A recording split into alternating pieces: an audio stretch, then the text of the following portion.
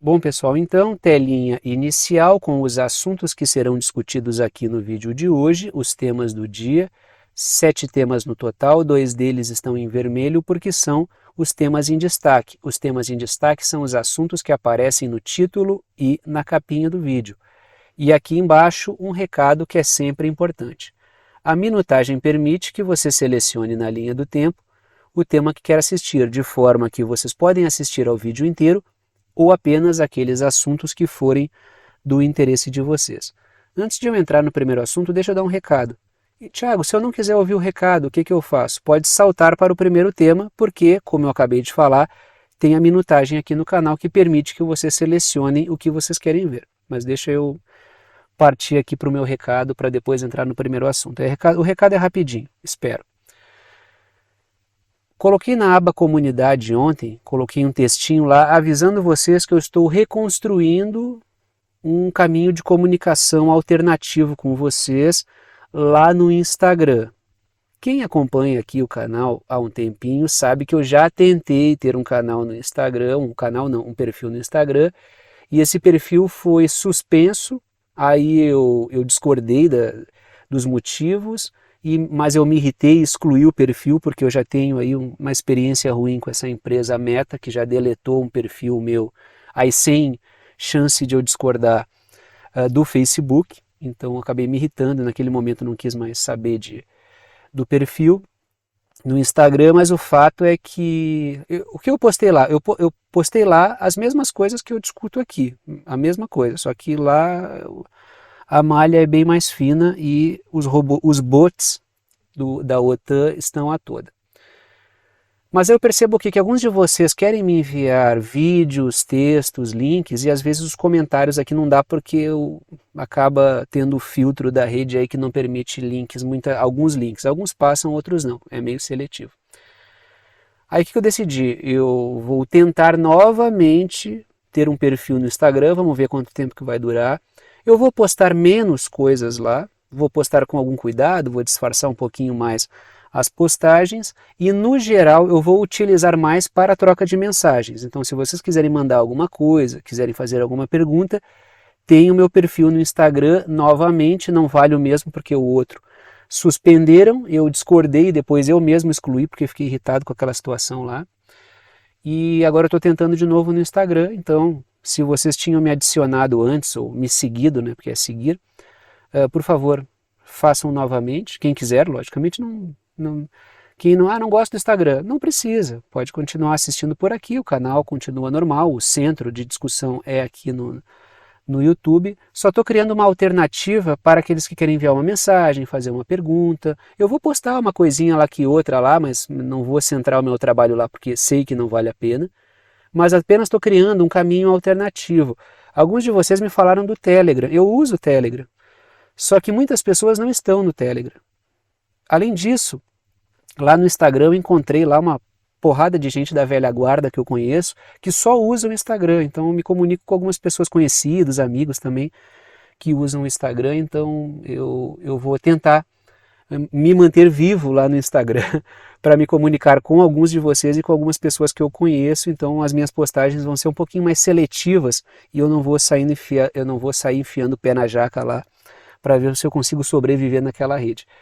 Então é isso, quem quiser é Thiago Espíndola, vocês vão encontrar lá, vão me encontrar lá e aí vocês podem adicionar. Vou tentar, se eu não lembrar, comentem, tá? Vou tentar deixar o link aqui para quem quiser me seguir, né? Não é adicionar, é seguir. Então agora deixa eu entrar no primeiro assunto que eu já falei demais aqui sobre Instagram. Tá aí o primeiro tema que eu quero discutir com vocês hoje, que é uma prática corriqueira dos Estados Unidos, é uma prática corriqueira dos britânicos, é uma prática corriqueira dos interesses que norteiam a agenda da OTAN. Utilizar aliados, que não são bem aliados, são mais ferramentas, utilizar aliados como ferramentas e depois descartá-los, inclusive tratando-os como inimigos. Olhem essa discussão que eu trago para a gente aqui hoje. Coloco o seguinte título lá na parte superior da tela, dentro daquela caixinha preta. Sancionando antigos aliados. Ou seja, não basta deixar de lado, ainda é preciso sancioná-los. Trago, não é nem a seguinte matéria, é um comunicado de imprensa do governo dos Estados Unidos, tá? Sanções do Tesouro contra 2 milícias baseadas na Síria responsáveis por graves abusos dos direitos humanos no norte da Síria. Ou seja, esses grupos aqui que foram sancionados, essas milícias que atuam na Síria, que foram sancionadas, têm relações com o governo dos Estados Unidos. Foram treinadas, têm contatos, conexões, alguns membros têm contato com grupos que têm conexões com a CIA.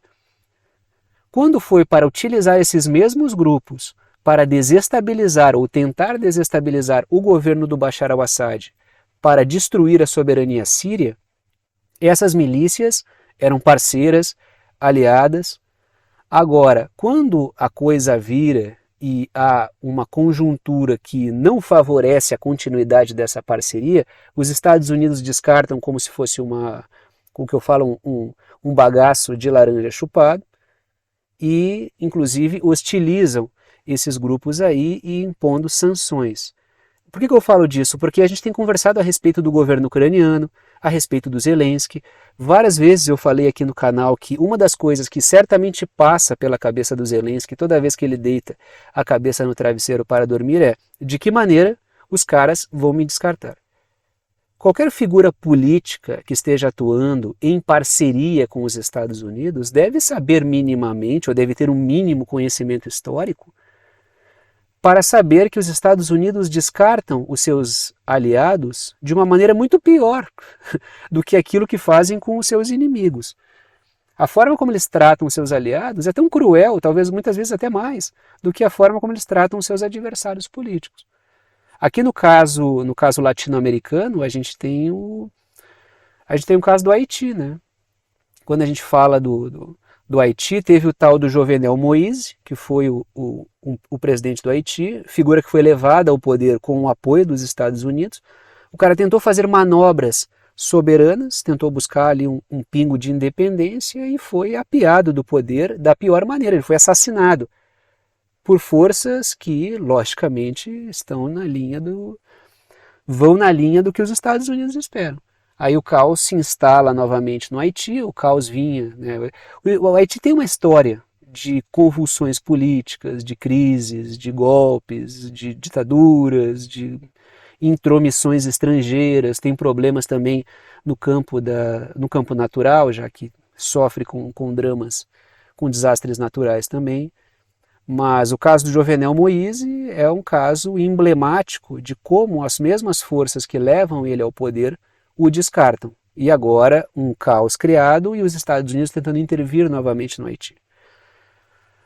Trago 2 pontos para a discussão, pintei a Turquia de verde porque vamos falar dela e pintei a Síria de laranja porque logicamente vamos falar dela. Trago 2 pontos para a discussão, começo pelas letrinhas vermelhas. Os Estados Unidos estão sancionando grupos rebeldes que lutam ao lado das forças turcas na Síria. Forças turcas na Síria que lutam contra os curdos. Curdos são grupos os grupos curdos, eles se encontram na Síria, se encontram na Turquia, se encontram no Iraque, se encontram no Irã. O povo curdo, ele corta vários territórios, mas por si só não tem um Estado-nação para chamar de seu. E em todos os estados nos quais os curdos se encontram, os Estados Unidos e as forças da OTAN utilizam a sua causa, a sua pauta, para promover bagunça. No caso da Turquia, o governo turco tenta neutralizar as forças políticas curdas, inclusive as que atuam dentro da Síria. E o que o governo dos Estados Unidos está fazendo agora? Ele está sancionando grupos sírios que atuam ao lado de forças turcas que batem contra os grupos curdos. Tá? Espero que tenha ficado claro aí que é bastante gente e bastante interesse. Tanto é que até às vezes eu me atrapalho um pouco porque a coisa não é fácil mesmo. Segundo ponto, a divisão Hansa e a Brigada Suleiman Shah, antes aliados dos Estados Unidos, agora estão sob sanções. Deixa eu ler de novo que aqui eu dei uma travadinha. A divisão Hansa e a Brigada Suleiman Shah, antes aliados dos Estados Unidos, agora estão sob sanções. Os Estados Unidos já apoiaram, já fortaleceram esses mesmos grupos sírios que atuam ao lado de forças turcas. A Turquia, por muito tempo, ela trabalhou para a desestabilização do regime do Assad, ela apoiou esse movimento transnacional para tentar derrubar o Bashar al-Assad do governo sírio, o que a mídia costuma chamar de guerra civil na Síria, não é bem assim. E agora a coisa mudou, o ambiente mudou, o cenário internacional mudou, e a gente vê o quê? O governo turco aproximando-se do governo do Bashar al-Assad para promover uma luta contra os curdos, ou seja, a conjuntura mudou, o cenário mudou. Países que antes trabalharam para tentar derrubar o Bashar al-Assad ou atuaram junto com a OTAN para tentar derrubar o governo Assad, agora recebem novamente o Assad no campo da política internacional. Ou seja, as coisas elas vão mudando, a política ela é dinâmica. Alguns que são aliados em algum momento se tornam inimigos depois, mas o que eu acho recorrente e interessante de observar é como os Estados Unidos costumam descartar com uma velocidade enorme e inclusive fazendo discurso moral, porque a gente vê ali, ó, voltem para esse comunicado de imprensa aí. Sanções do Tesouro contra 2 milícias baseadas na Síria responsáveis por graves abusos dos direitos humanos no norte da Síria. Ou seja, ainda se apresentam como morais. Olha, a gente vai sancionar esses grupos aí, mas são grupos que foram apoiados pelos Estados Unidos. É o mesmo lance da que a gente falou sobre a bomba de fragmentação, né? A bomba de fragmentação, os Estados Unidos acusaram a Rússia no ano passado de utilizar. Aí era o quê? Crime de guerra. Agora, os Estados Unidos enviaram bombas de fragmentação para que a Ucrânia utilize. Agora não é problema. Agora é moral, agora é correto, agora é por um interesse maior, que é vencer a Rússia e assim por diante. Está aí o Erdogan, líder político turco, estamos falando da Turquia também, porque são grupos sírios que apoiam as forças turcas que atuam na Síria. Trago 3 pontos, começo pelas letrinhas azuis. Esses grupos que foram sancionados, que apoiam forças turcas na Síria contra os curdos, já foram apoiados pelos Estados Unidos com treinamento e contatos com a CIA para desestabilizar a Síria, o governo sírio, o governo do Bashar al-Assad. Como a Rússia e o Irã atuaram ao lado do governo sírio para fortalecer a soberania síria, o governo do Bashar al-Assad acabou superando essa crise e acabou vencendo uma tentativa de desestabilização, uma tentativa de golpe político transnacional golpe armado, inclusive, né? Tem tropas estadunidenses dentro da Síria. Os Estados Unidos armaram rebeldes dentro da Síria. Se a Síria não tivesse recebido o suporte que recebeu e o governo Assad não tivesse tido a habilidade que teve, o Bashar al-Assad teria tido o mesmo fim que teve o Gaddafi, o Muammar Gaddafi na Líbia. Inclusive foi na mesma esteira de processos que tentaram iniciar a crise na Síria. Foram no mesmo período, no mesmo efeito dominó. Segundo ponto. Após a Turquia dar o aval para a entrada da Suécia na OTAN, os Estados Unidos posicionam-se ao lado dos curdos. Isso pode gerar um problema com o governo turco. Por quê? Porque o governo turco, uma das condições que foram colocadas para que a Turquia aceitasse, já que a Turquia é um membro da OTAN e depende da decisão dela também a entrada da Suécia, uma das condições colocadas pela Turquia era o quê? Era entregar as cabeças de lideranças de grupos curdos que se encontram na Suécia. Agora, a Turquia deu o aval e os Estados Unidos eles vão lá e ferem de morte, com sanções, né? Ferem de morte econômica grupos sírios que atuam ao lado de forças turcas contra os curdos. Isso não tem nada para ter boa repercussão com o governo turco. Terceiro ponto, letrinhas verdes. Os Estados Unidos encontram-se, eu botei ali encontra-se, os Estados Unidos encontram-se em um dilema: apoiar a Turquia, que é um membro da OTAN, um país estrategicamente, geograficamente importante para os interesses da OTAN, ou apoiar os curdos, que têm problemas com o governo turco, e os curdos, que são uma ferramenta utilizada, a causa curda é utilizada como ferramenta em diversos países. Como eu falei para vocês, a gente volta aqui, ó. No Iraque tem curdo, na Síria tem curdo, no Irã tem curdo. Tanto Síria quanto Iraque quanto Irã são alvos dos interesses dos Estados Unidos e da OTAN. Então, os Estados Unidos precisam manter as suas relações com o Erdogan, que é um membro da OTAN, e precisam manter suas relações também com os curdos. Os Estados Unidos e a OTAN não criaram a causa curda. Tá? A causa curda, ela realmente existe. É uma causa histórica. O que fazem com a causa curda é mobilizar a causa curda, que existe, para tentar atingir as forças soberanas dos mais variados países. Continuamos e vamos para o outro tema em destaque, que diz respeito aos BRICS. Coloco lá na parte superior da tela, dentro daquela caixinha preta, o seguinte título: Os BRICS e a desdolarização. Por quê? Trago a seguinte matéria. Esse tema é importantíssimo. Eu não estou dizendo aqui que a desdolarização já está em plena marcha, que será fácil desdolarizar, que o dólar já morreu. Não estou falando nada disso. Estou dizendo que a iniciativa é importante. Eu não me enquadro nem naqueles que estão no oba-oba e acham que o dólar já morreu, nem naqueles que dizem que isso aí é bobagem porque ainda existe um amplo domínio do dólar. Nem muito ao céu, nem muito à terra. Tá? A gente tem que olhar a coisa ali de uma maneira pragmática e ressaltando a importância da iniciativa. Lógico que é uma luta enorme. A gente está falando do dólar, que é uma arma geopolítica dos Estados Unidos, disfarçada de moeda. Mas a iniciativa é fundamental, as ações são fundamentais. Nem exaltando demais isso, nem ridicularizando. Tem pessoas que ridicularizam, tem analistas que ridicularizam, não, porque o dólar não tem nada a ver, não vão conseguir. Como que não sabe? Como é que sabe que não vão conseguir? Tem bola de cristal?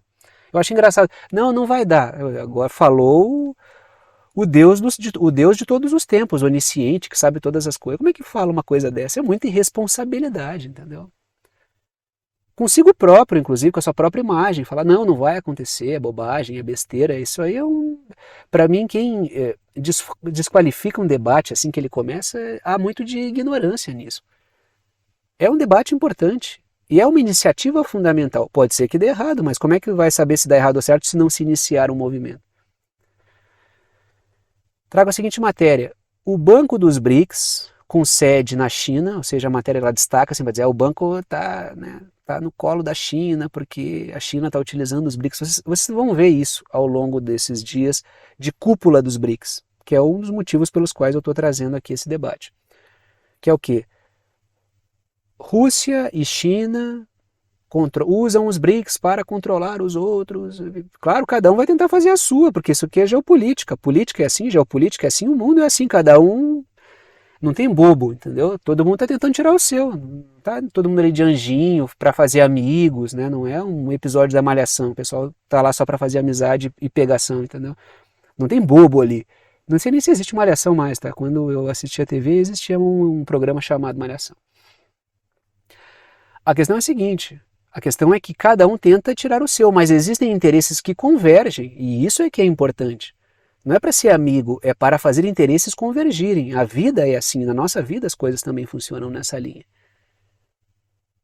Então vão sair matérias aos montes na mídia corporativa, e um camarada até comentou ontem que ele está vendo essas críticas também vindo de setores da esquerda, que dizem que os BRICS estão sendo usados para controlar, para a Rússia e China controlarem os outros, uma crítica, digamos assim, bem à esquerda, e eu até respondi para ele, né, tem gente de esquerda que quer tanto para a esquerda que acaba dando a volta e sentando no colo da direita, né? Porque presta um trabalho contrário. Então a questão é justamente essa. Vai ter crítica de todo tipo, mas olhando a coisa de maneira pragmática, é lógico que existem forças hegemônicas e os BRICS são fundamentais para quebrar essa hegemonia. Continuemos aqui. O Banco dos BRICS, com sede na China, pretende desdolarizar a dívida através da expansão dos empréstimos em moeda local. Isso é uma iniciativa importante. Substituir gradativamente o dólar.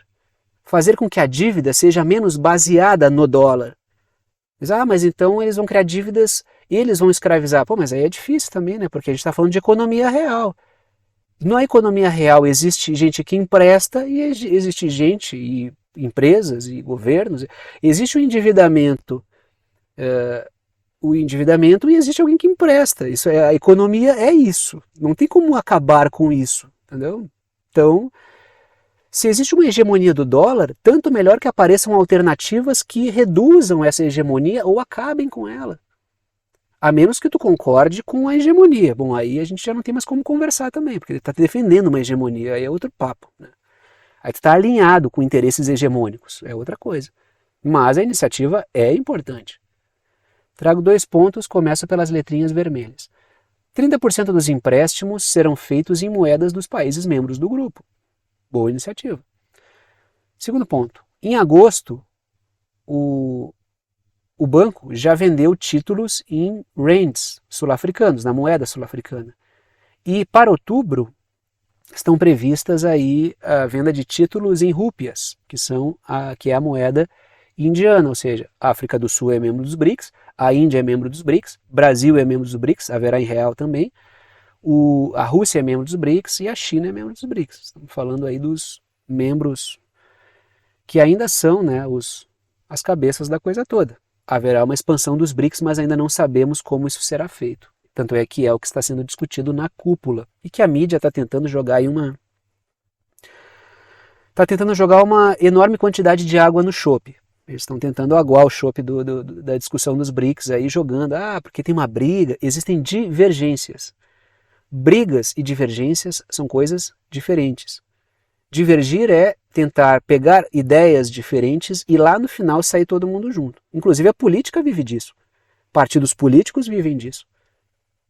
No geral todos chegam com ideias diferentes, cada um cede daqui, firma questão ali e todo mundo sai com alguma coisa lá no final. A política vive disso.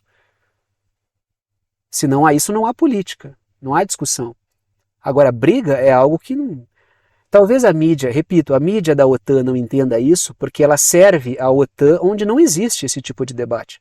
As ideias vêm de cima para baixo, o projeto britânico-estadunidense vem de cima para baixo, todo mundo é obrigado a engolir dentro da bolha da OTAN, que é o que é chamado de o pilar central da democracia no mundo. Essa é a democracia, onde não há debate, não há divergência. Trago 3 pontos, continuamos no mesmo assunto, começo pelas letrinhas azuis. A utilização do dólar como moeda global dá aos Estados Unidos o poder de utilizá-la como arma geopolítica através de congelamentos de reservas e de sanções que ela implementa. E o FMI, o Fundo Monetário Internacional, ele já falou, e eu já discuti isso com vocês várias vezes aqui no canal, a respeito dos riscos de utilizar o dólar como uma arma. A perda de credibilidade está sendo acelerada, porque é cada vez mais visível o uso do dólar como arma geopolítica. Está todo mundo sancionado no mundo. Sanciona o Irã, sanciona a Coreia do Norte, sanciona a Nicarágua, sanciona a Venezuela, sanciona a Rússia, já começa a botar um monte de pacote de sanções na China. Todo mundo sendo sancionado. Tanto é que eu já fiz uma pequena mudança naquele lema, né? Não é o trabalhadores do mundo univos, é sancionados do mundo univos. E me parece que esse pode ser um bom lema para o sul global, porque é cada vez mais. A Venezuela utiliza isso como mote, o Irã, não literalmente, né, mas o Irã utiliza isso como mote, a Rússia está utilizando sancionados do mundo univos, porque daqui a pouco tem mais sancionado pelos Estados Unidos do que não sancionado. Essa é a criação. E daí lá no final é aquela coisa meio do livro do Machado de Assis. Eu adoro a literatura brasileira. Né? Aquela coisa do livro do alienista, né? Afinal de contas, eles sancionam todo mundo. Quem é que está dentro da bolha? Está todo mundo isolado ou é a bolha da OTAN que está se isolando cada vez mais nesse projeto aí? Segundo ponto. Os BRICS querem ser uma alternativa às condições que são impostas por órgãos como o próprio FMI. Ou seja, o FMI, ele entende, já que vive disso, ele entende o risco de armar o dólar como uma arma geopolítica. Ou seja, a existência do FMI está em risco por causa da prática de usar o dólar como arma geopolítica e a criação de escravidão por dívidas, que é uma prática do FMI, porque ele se intromete na política soberana dos países através das dívidas. Olha, eu empresto dinheiro desde que ele coloca condições. Terceiro ponto. O banco dos BRICS, tá?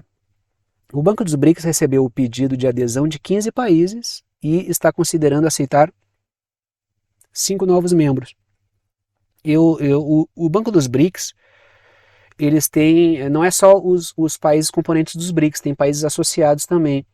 Eu não coloquei aqui, peço perdão, mas acho que é o Egito, Emirados Árabes e Bangladesh. Eu acho que esses países são parceiros do Banco dos BRICS também, e tem mais uma pilha de países aí que querem entrar também, porque lógico, é a ideia, sancionados de todo o mundo, univos.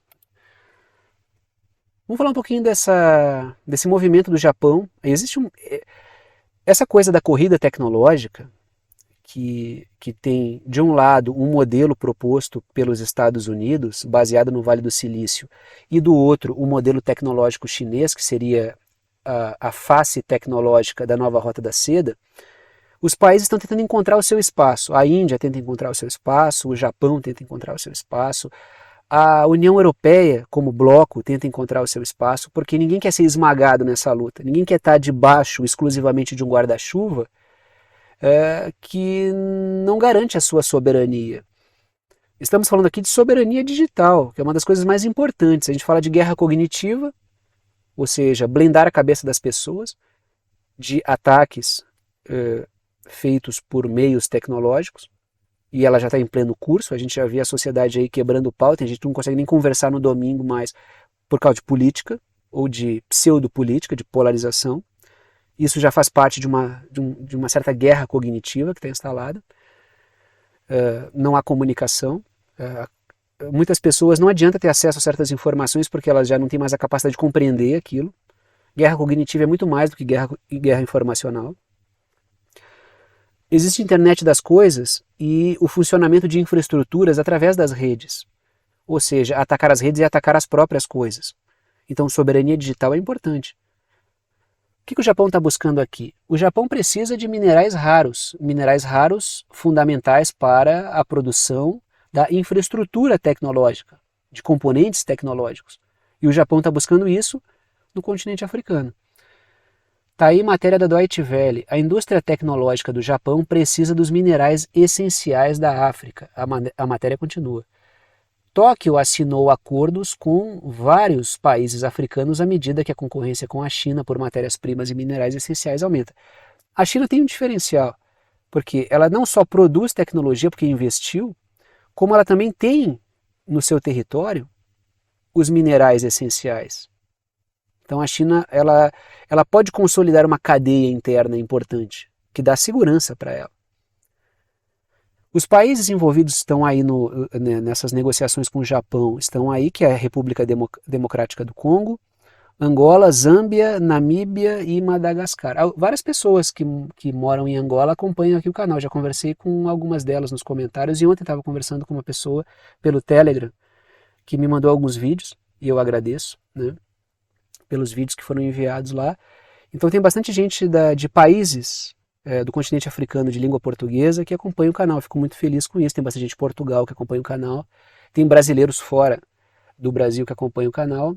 Eu estava olhando esses dias os números ali, né? Claro, tem muita gente que usa VPN, então isso acaba ficando mais... eu olho muito os países, assim, né? Mais ou menos algo na casa de 20% das pessoas que acompanham o canal são de países de língua portuguesa, né? Outros países que não o Brasil, né? Logicamente. Portugal, países do continente africano, ele pega Angola nesse caso, né? Então eu acho interessante essa possibilidade que a internet oferece, né? De estar em contato com outras pessoas. O primeiro ponto que eu coloco ali, letrinhas em vermelho, os países, né? Os japoneses visitaram Namíbia, República Democrática do Congo, Angola, Zâmbia e Madagascar, que eu coloquei no mapinha para vocês. Agora eu volto para o primeiro ponto ali, letrinhas vermelhas. O Japão busca construir as suas cadeias de suprimentos resilientes. Estou utilizando a expressão que a OTAN costuma utilizar. Por quê? Porque no caso da consolidação de uma separação em relação à China, que é o que a OTAN está buscando, ela está buscando romper as cadeias de suprimentos com a China para tentar estrangular tecnologicamente a China. No caso da imposição de sanções em relação à China, os países conseguem manter o seu desenvolvimento tecnológico sem a necessidade do comércio com a China. Por isso que o Japão está buscando alternativas. Porque o Japão também quer ter cadeias de suprimentos confiáveis. Não quer depender da China, não quer depender dos Estados Unidos para isso, muito embora o Japão seja um país excessivamente dependente dos Estados Unidos em termos militares. Então não tem grande autonomia, muita margem de manobra, mas busca isso, acredito eu, ao longo da história já passou tudo que passou na mão dos Estados Unidos, inclusive poderia ser uma potência tecnológica muito maior se não fosse todas as sabotagens que os Estados Unidos promoveram contra o Japão ao longo da história recente, inclusive. Já falei do caso da Toshiba aqui com vocês, né?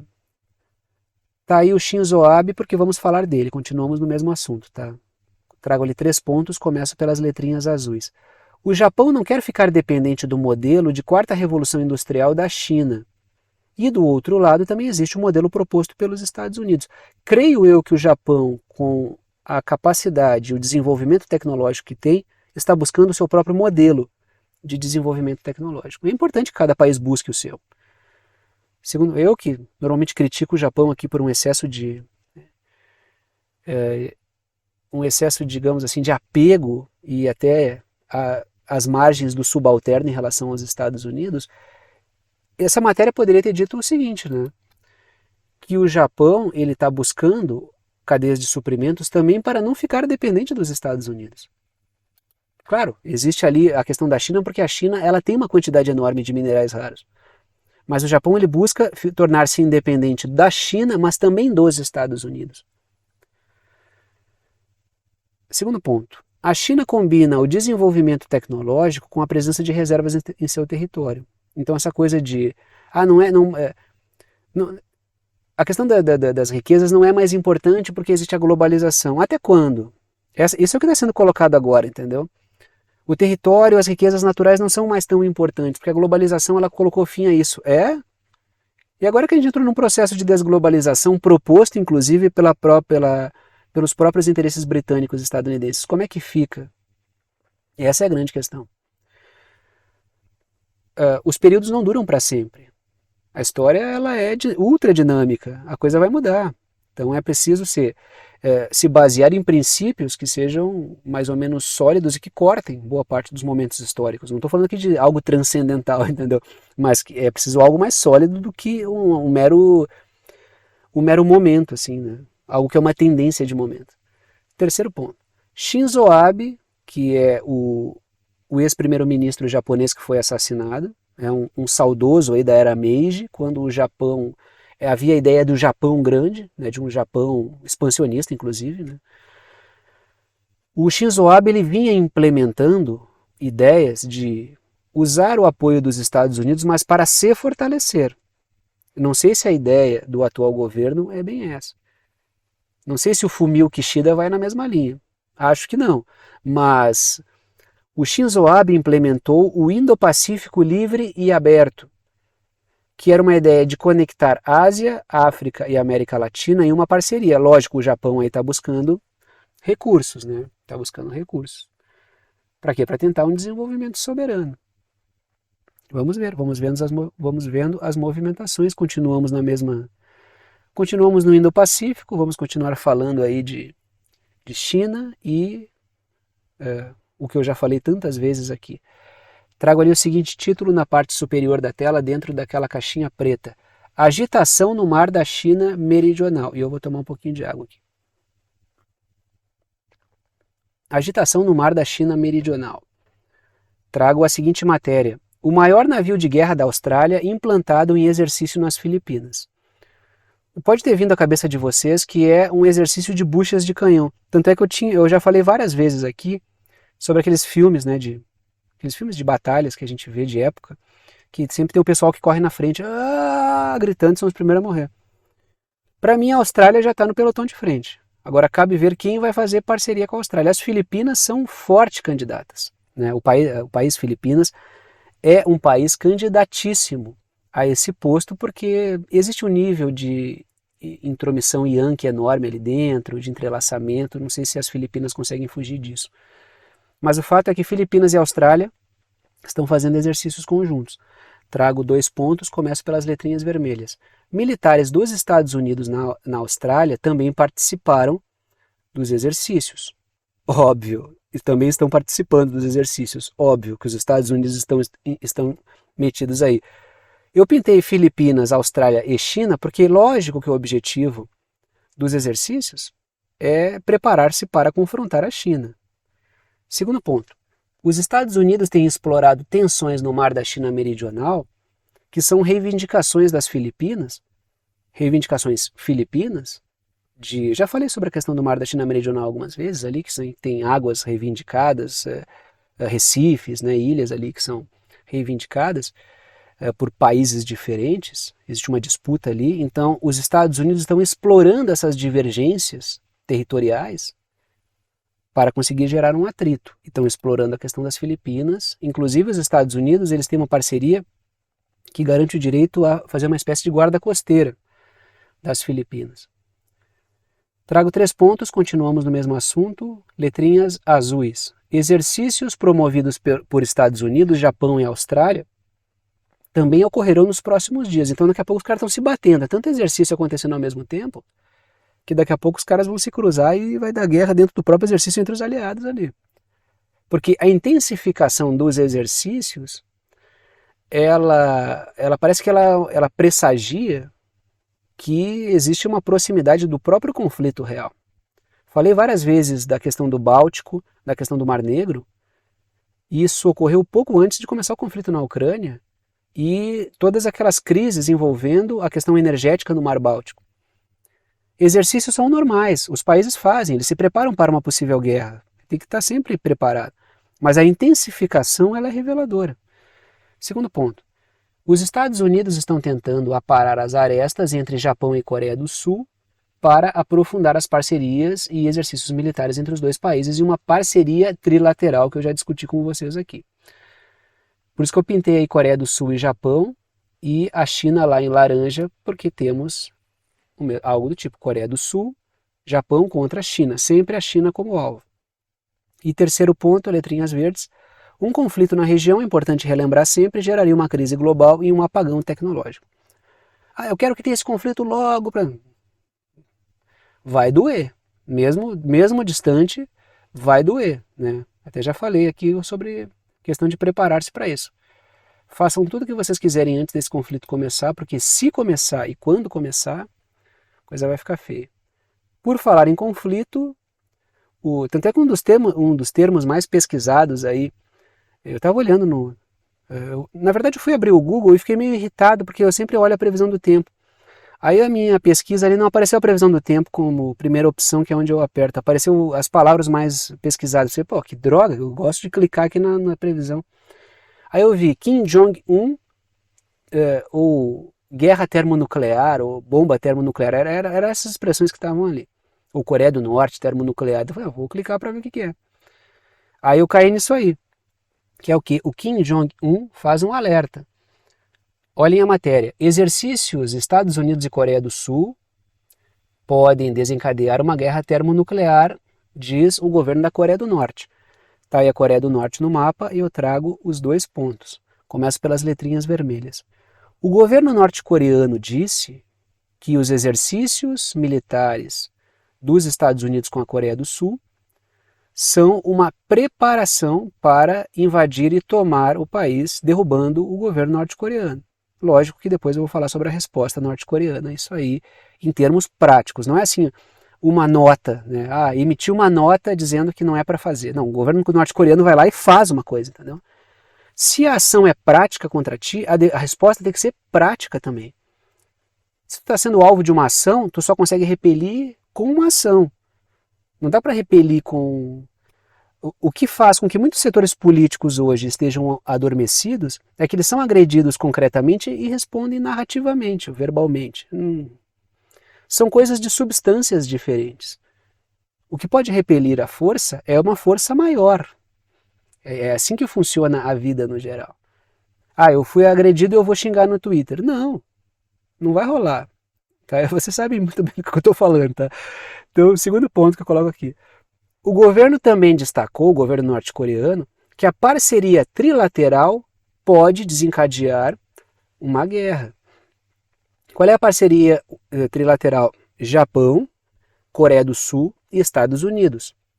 essa parceria a Coreia do Norte interpreta como uma agressão direta e uma tentativa de atacar o seu território. E a Coreia do Norte tem arma para responder e gerar bagunça, tá? Ah, para vencer o mundo inteiro? Não. Mas que ela vai dar problema, ela vai. Ela é aquela coisa, ela é pequena, mas é ruim, entendeu? Nós é pequeno, mas nós é ruim. Então a Coreia do Norte, ela tem arma para gerar estrago, tá? Tanto é que tá aí o Kim Jong-un, que eu coloquei ali no último ponto verdinho ali, é o seguinte: o próprio Kim Jong-un, que é o líder da Coreia do Norte, supervisionou ele, pessoalmente, testes de mísseis de cruzeiro como uma resposta aos exercícios dos Estados Unidos com a Coreia do Norte. E claro, as fotos são justamente para que sejam publicadas mesmo, para que haja uma resposta prática. Vocês fazem exercício aí, eu faço aqui. A gente está pronto também.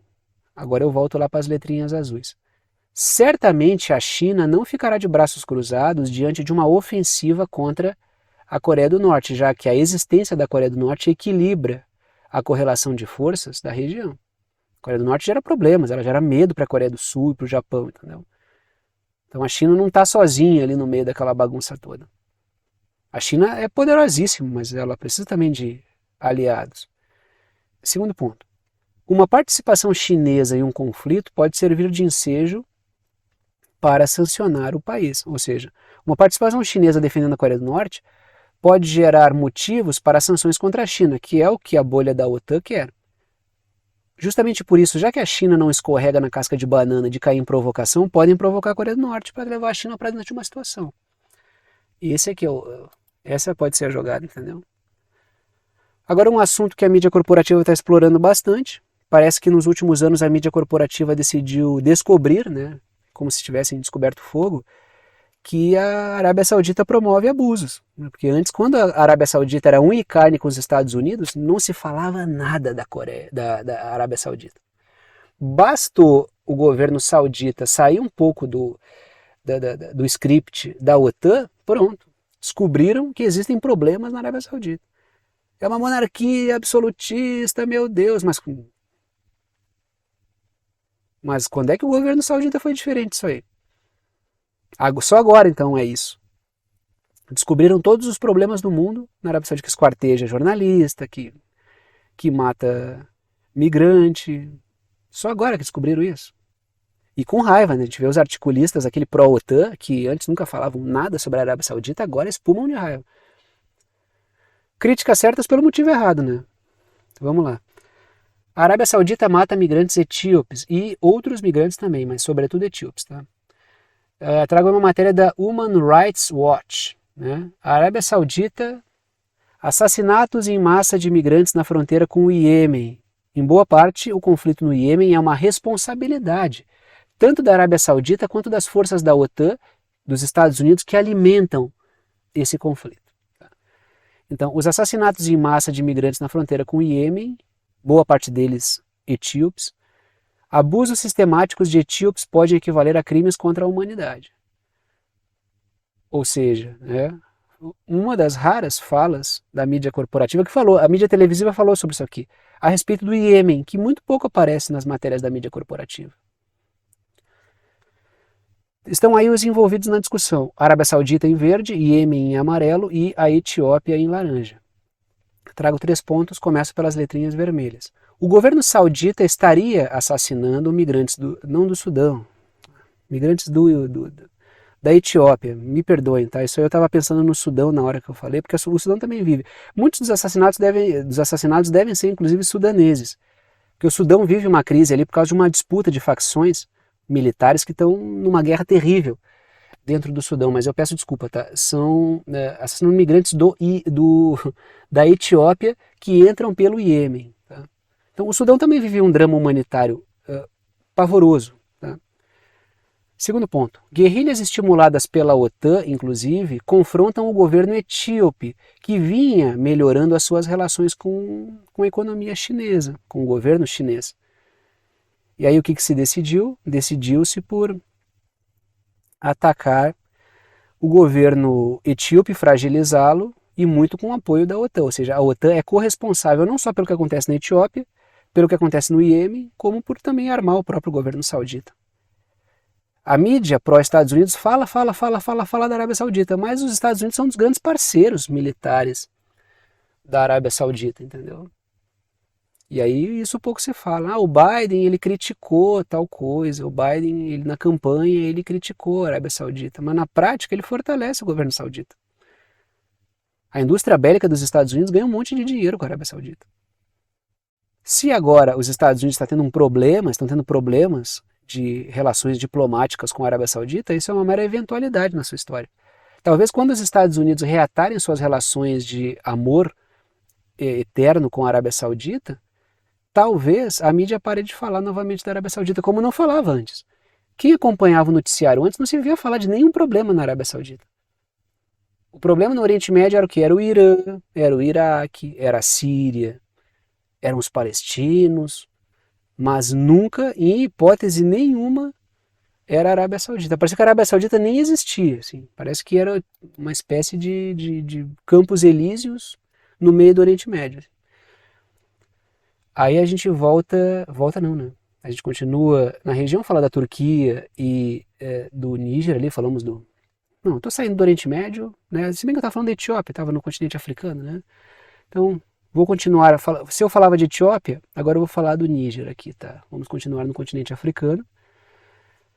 Trago o seguinte título: Turquia quer evitar o conflito no Níger. E está correta, por interesses próprios. Sim, mas, repito, todo mundo age por interesse próprio. A questão é justamente essa. Quanto mais os interesses convergirem, tanto melhor. Se a Turquia vai trabalhar para evitar um conflito no continente africano, um conflito enorme, que pode ganhar proporções gigantescas, gerar um drama enorme, tanto melhor. Ela pode tirar as vantagens que ela quiser se ela conseguir fazer essa intermediação. Trago aí a seguinte matéria. A Turquia faz comentários sobre a possível interferência do exército no Níger. Ela é contrária a isso. Tá? Eu até esqueci de botar a fonte e eu me esqueci a fonte aqui, mas vocês podem pesquisar aí, tá? Agora eu esqueci essa fonte aqui, mas se vocês pesquisarem, saiu em toda a mídia, tá? Toda a mídia falou a respeito da posição da Turquia sobre isso. Tá? Então, peço desculpas aí que não é muito do meu feitio esquecer de botar a fonte. É que aqui tava, e às vezes eu coloco o logotipo depois, né? Eu recorto ali porque vem todo desconfigurado e agora esqueci de botar aqui. Mas enfim, a Turquia fez comentários sobre a possível interferência do exército no Níger, do exército de outras nações no Níger. E ela é contra intervenções estrangeiras dentro do Níger. Tá? Vamos falar um pouquinho sobre isso. Tá? No mapinha aí a Turquia e o Níger. Começo pelas letrinhas vermelhas. A Turquia está buscando formas de intermediar a situação tensa no Níger e ela é abertamente contra a intervenção. O próprio Erdogan, que é o líder político turco, falou isso. Ele é contra. Segundo ponto.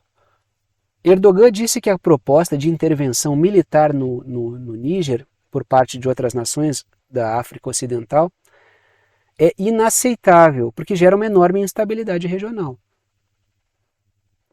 A gente já viu a Argélia posicionando-se dessa forma, abertamente contra, porque sabe que isso vai gerar um problema enorme para os próprios interesses da Argélia, para os próprios interesses da Turquia, a Turquia ainda mais distante, lógico, a Argélia coletaria o efeito momentâneo disso. Lógico, um conflito aumentaria enormemente a migração, inclusive para o continente europeu. É uma questão que a Europa precisa discutir também, porque isso vai ampliar enormemente a migração para o continente europeu, porque vai gerar um drama enorme. Olha, eu fiz aqui os possíveis envolvidos aqui nesse conflito, que são quais, tá? A gente vê o quê? Eu coloco nas letrinhas azuis ali, depois a gente olha o mapa. Os países da África Ocidental, que estão em amarelo ali, no mapinha, podem ter que enfrentar as forças militares do Mali, do Níger e de Burkina Faso, que eu pintei em laranja mais forte. Isso geraria uma guerra regional. Possivelmente com uma participação da Guiné e da Argélia, dando suporte e defendendo o governo do Níger, porque já se apresentaram como favoráveis. Então há um problema que está colocado aí. Olhem a enorme porção de território envolvida, a quantidade de países envolvidos no conflito. Segundo ponto, a Turquia tem no Níger um importante parceiro regional, assim como tem influência na Líbia, que fica ao lado da Argélia ali. Ou seja, a Turquia tem a sua geopolítica para o continente africano e está tentando utilizar a sua influência para conseguir intermediar essa situação. Por quê? Porque em ambiente de conflito ninguém ganha. Claro, as forças da OTAN capitalizam em cima do caos, mas todas as outras forças não ganham com isso. Não vão ganhar nada. Terceiro ponto. Os países europeus preocupam-se com o avanço da influência turca na África. Diga-se de passagem, a influência turca não só no norte da África, até o centro da África, o Oriente Médio, o trabalho de relações diplomáticas da Turquia ele tem sido muito eficaz. A imagem do Erdogan, já discuti com vocês pesquisas aqui feitas em vários países, norte da África, no mundo islâmico no geral, né? A imagem do Erdogan é muito boa, né? Assim como a imagem da China é cada vez mais bem vista, né? por vários países, ou seja, há uma preocupação aí da atuação do Erdogan como uma liderança. E aí a gente vai para o momento final do vídeo, que é o momento de passar o chapéu, pedir o apoio financeiro para aqueles que gostam do canal, que querem apoiar o canal, que podem apoiar o canal, que veem o canal como algo importante para a formação do seu entendimento a respeito do que acontece no mundo. Apenas os anúncios que aparecem ao longo dos vídeos não mantêm o canal. Se eu fosse depender apenas dos anúncios, esses anúncios, as propagandas que aparecem, seria bem difícil manter o canal. O que mantém o canal é o apoio que alguns de vocês dão, e eu sou imensamente grato a esse apoio e a confiança que alguns de vocês têm no meu trabalho a ponto de apoiarem financeiramente. As formas de apoio estão aí. A primeira delas, todas as formas de apoio vocês decidem o valor, tá?